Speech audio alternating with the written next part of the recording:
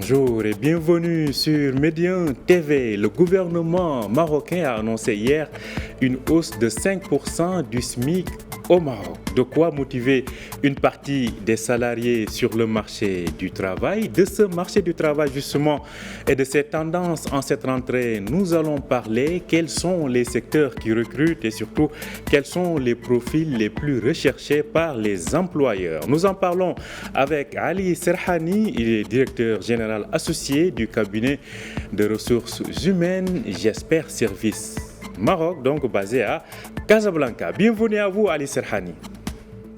Bonjour mon cher Omar, bonjour à tous les auditrices et les auditeurs et j'espère passer avec vous un bon moment. Je suis très heureux de passer sur Medi 1, surtout que Medi 1 pour moi, je vais vous dire les choses telles qu'elles sont.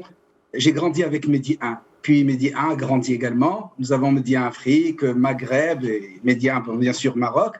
Mais laissez-moi faire passer un message rapidement si ça ne vous dérange pas. Allez-y. De tout temps, les gens me disent écoutez, on voudrait bien écouter Medi 1 bilingue, mais arabe-espagnol. Tout le nord du Maroc parle espagnol, comprend l'espagnol, et nous avons un voisin d'importance cruciale qui n'est autre que l'Espagne. Je voyais souvent dans ce pays-là, les gens sont friands d'informations en provenance du Maroc, mais en espagnol. Et il faudrait y penser.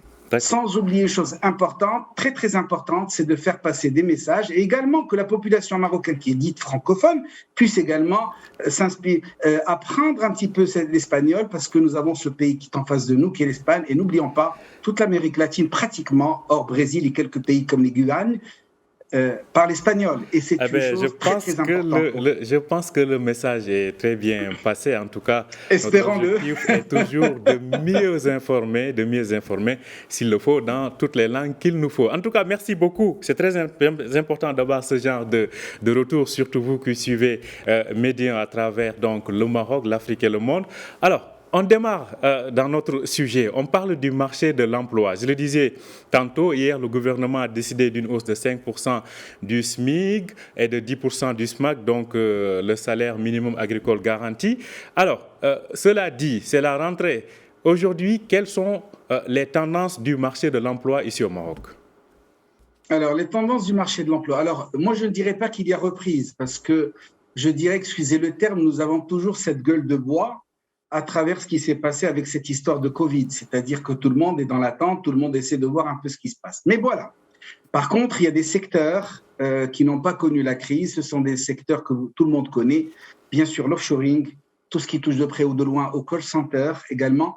Mais il y a également, au niveau des métiers, si j'ose dire, il y a un métier très, très important qui est celui de la transformation digitale. Tout le monde ne fait que parler de transformation digitale, le digital. On a cette impression que c'est un effet de mode. Non. La Covid n'a fait que encourager vers ce secteur d'activité, vers ses fonctions, tout ce qui touche de près ou de loin au digital, et c'est très, très important. Ça, c'est le numéro 1. Vous avez parlé des secteurs. Quelles sont les tendances du marché ? Je vais être un peu, j'ai résumé le tout en vous disant qu'il y a des secteurs, comme je vous l'ai dit tout à l'heure, de l'offshoring, bien sûr, qui n'a pas connu cette crise-là. Et au niveau de tout ce qui touche de près ou de loin au call center, vous avez bien fait de parler tout à l'heure des jeunes qui vont intégrer le marché de l'emploi. Le tremplin des call centers est quelque chose d'extraordinaire. Pourquoi ? Parce qu'avec ces langues-là, les langues sont très, très importantes. Surtout, vous avez beaucoup de call centers qui concernent aussi bien le français, qui est l'espagnol, et même l'usophone, le Portugal, ne l'oublions pas. Très, très important pour ces jeunes-là qui puissent intégrer le monde du travail, quel que soit leur diplôme.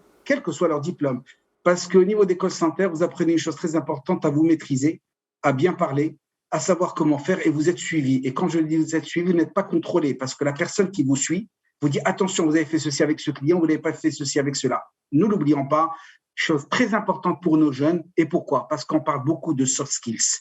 Et les soft skills sont très, très importantes concernant les jeunes. Très, très importantes. Revenons au secteur d'activité. Il y a également le secteur de l'automobile. Et là, je voudrais lancer un appel à toutes les universités, les grandes écoles, surtout les écoles d'ingénieurs. Préparez nos ingénieurs, préparez nos étudiants à tout ce qui touche de près ou de loin à la voiture intelligente.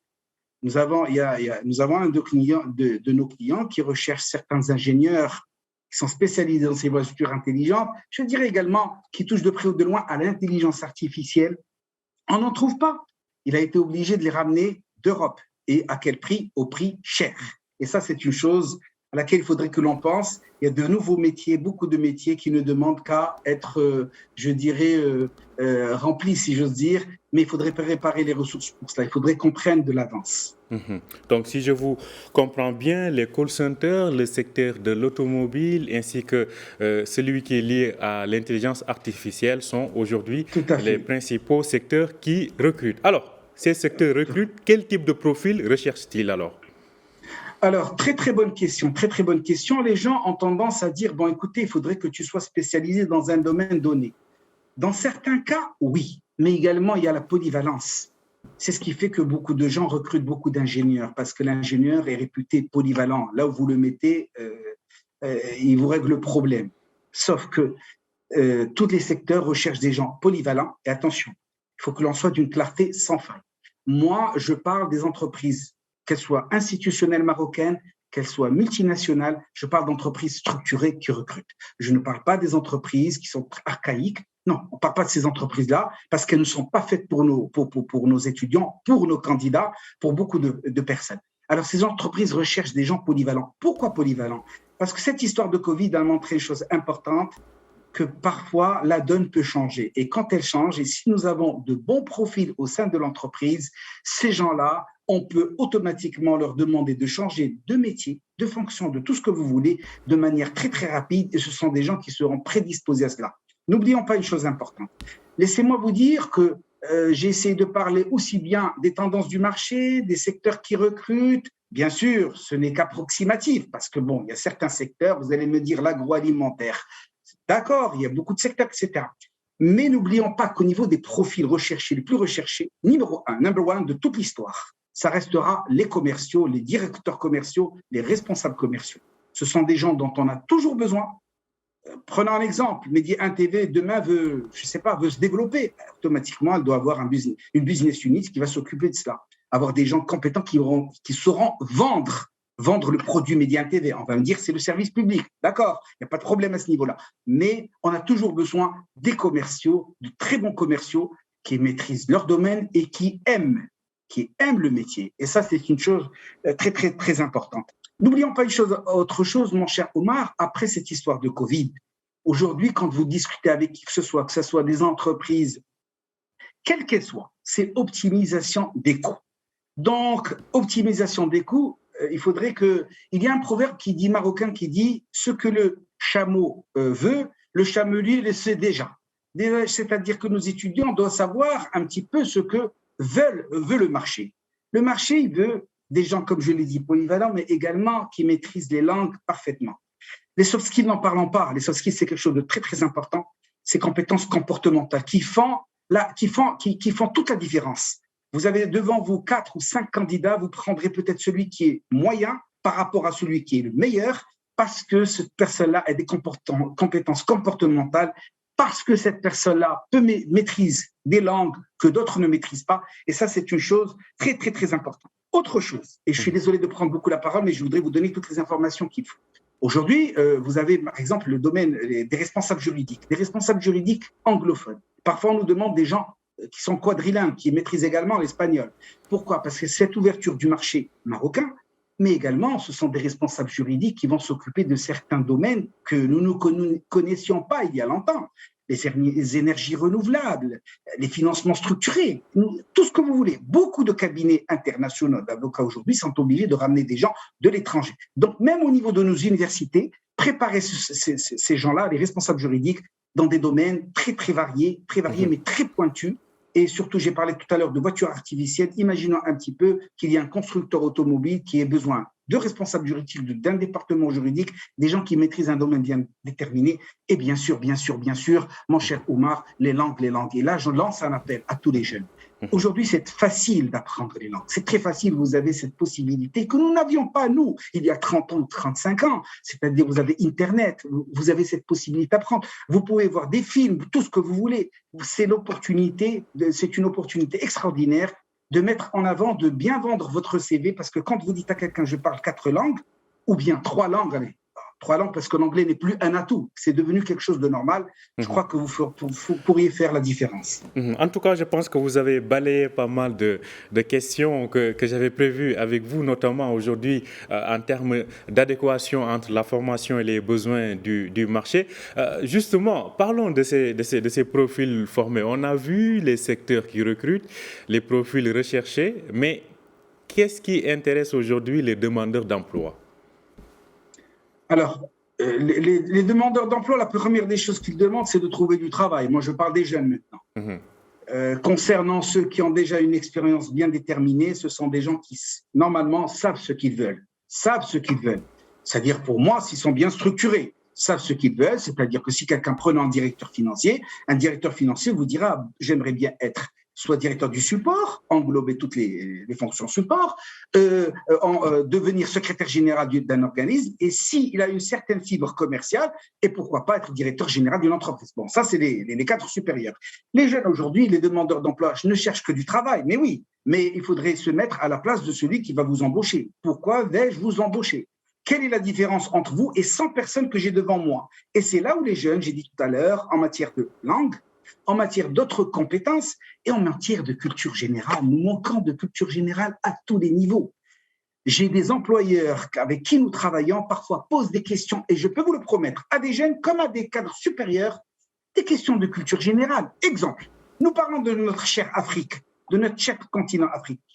Aujourd'hui, si nous recrutons pour l'Afrique subsaharienne, l'Afrique australe, etc., écoutez, parfois il y a des questions toutes simples que l'on pose à une personne qui a opté pour un poste en Côte d'Ivoire, parce que vous avez passé tout à l'heure superbe truc sur les coachs éthiques en Côte d'Ivoire. Imaginez, avant de lui dire, bon écoutez monsieur, nous avons besoin de vous pour être en Côte d'Ivoire ou au Sénégal, notre cher Sénégal, quelque chose comme ça, il faudrait connaître un peu les mentalités, connaître un peu la géographie, l'histoire de ces pays-là, savoir de quoi on parle. Parfois, vous avez des questions. Vous savez, je vais être sincère avec vous, je me rappelle, un client avait posé la question suivante. Quelle est la capitale de la Mauritanie, notre chère Mauritanie, sœur ? La personne n'a pas su répondre. Je peux vous le promettre. Bon, le client avait beaucoup de choix. Il a éliminé. Il m'a dit, écoute, c'est quelqu'un que nous allons placer dans ce pays-là, la capitale de la Mauritanie. C'est des questions toutes simples. Et ça, ce sont des choses très importantes. La culture générale. Et c'est ce qui manque beaucoup dans nos formations. Et c'est pour cette raison que vous voyez, dans les grandes écoles mondiales, il y a des à côté, les humanités. Et ça, c'est des choses que nous devrions, je dirais, obliger nos jeunes, s'obliger à lire. Autre chose, il faudrait beaucoup lire, parce que la lecture ouvre beaucoup de choses. Et ça, c'est des choses très importantes pour nous, pour nos jeunes et pour tous les cadres supérieurs qui sont dans le marché. Alors, je pense que quand même les explications sont claires. Les profils recherchés aujourd'hui doivent avoir des prérequis, je dirais des prérequis, pas même de qualificatifs, à savoir donc une vaste culture générale, mais aussi une maîtrise certaine des différentes langues. Et désormais, l'anglais, ce n'est plus comment je vais le dire, ce n'est plus un luxe, mais plutôt une nécessité. Alors, effectivement. Alors, vous avez tout à l'heure évoqué le cas du post-Covid. On a vu des secteurs qui, malgré tout, ont essayé de résister. Sur la base de vos observations, vous qui êtes sur le marché de l'emploi, qui orientez et employeurs et rechercheurs, demandeurs d'emploi, selon vous, est-ce que réellement, aussi bien demandeurs que les gens qui offrent de l'emploi ont réussi à s'adapter à la crise du Covid et désormais fonctionnent dans un esprit post-Covid ? C'est vous mentir en vous disant oui. La Covid a créé un véritable traumatisme. Il y a un proverbe bien de chez nous au Maroc qui vous dit « Liqasso l'hnesh ki khaf min l'hbl », c'est-à-dire celui qui a été touché par un serpent a peur de la corde, parce qu'elle lui fait penser toujours, son cerveau reptilien lui fait penser toujours à ce serpent qu'il a, touché ou quelque chose comme cela. Ça, c'est très important. Non, aujourd'hui, je pense que, comme je l'ai dit au départ, excusez le terme, il y avait toujours cette gueule de bois. Les gens sont dans les gens ne savent pas à quel sens se vouer, je dis au niveau mondial. Le Maroc fait partie du monde. Post-Covid, mais je dirais qu'au niveau des demandeurs d'emploi, ils voient bien que le marché n'est plus ce qu'il était.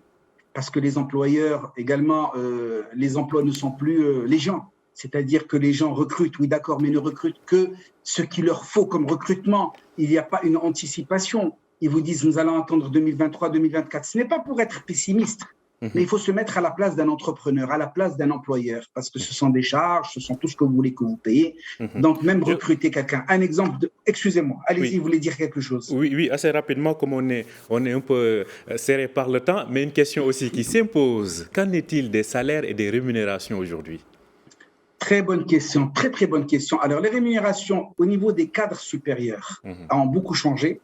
Elles ont changé, il y a eu moins 30%, quelque chose comme ça. Il y a longtemps, on pouvait recruter quelqu'un au prix fort. Aujourd'hui, ce n'est plus le cas, sauf s'il a des compétences que l'on ne trouve pas sur le marché, ce qui est tout à fait vrai, parce que quand vous avez quelqu'un qui a un profil très rare, et c'est pour cette raison que je dis aux gens, auto-formez-vous, ayez des compétences techniques que l'on ne trouvera pas sur le marché, parce que c'est vous qui allez imposer votre point de vue, et ce n'est pas l'employeur qui va imposer le point de vue. Mais la donne a changé, les salaires ne sont plus ce qu'ils sont, les rémunérations données ne sont plus ce qu'ils sont, même au niveau des multinationales. Pourquoi au niveau des multinationales? Mais beaucoup de multinationales ferment au niveau de l'Europe, des Amériques, tout ce que vous voulez. Donc, les filiales qui se trouvent dans notre continent sont également touchées.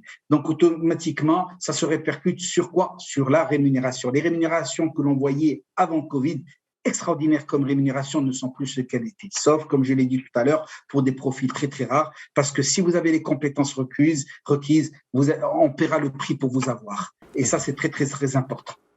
Je pense donc, cela dépend donc de la volonté de chacun et des capacités donc à mettre tous les atouts et toutes les chances de son côté. Merci beaucoup Ali Serhani. On arrive déjà à la fin de cet entretien qui me semble en tout cas être passé très vite. Merci pour vos explications extrêmement claires et certainement utiles pour nos jeunes publics, notre jeune public qui nous écoutait. Je rappelle que vous êtes le directeur général associé du cabinet J'espère Service, donc spécialisé dans les ressources humaines. Vous étiez avec Casablanca, d'où vous nous parliez. Je vous souhaite une très bonne journée.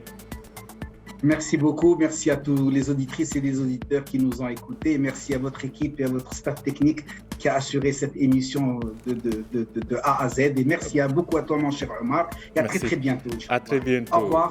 Au revoir. Merci à vous aussi de nous avoir suivis. Je rappelle que vous pouvez retrouver cet entretien sur notre site www.medianews.com. Bonne journée et bonne suite de programme sur Média TV.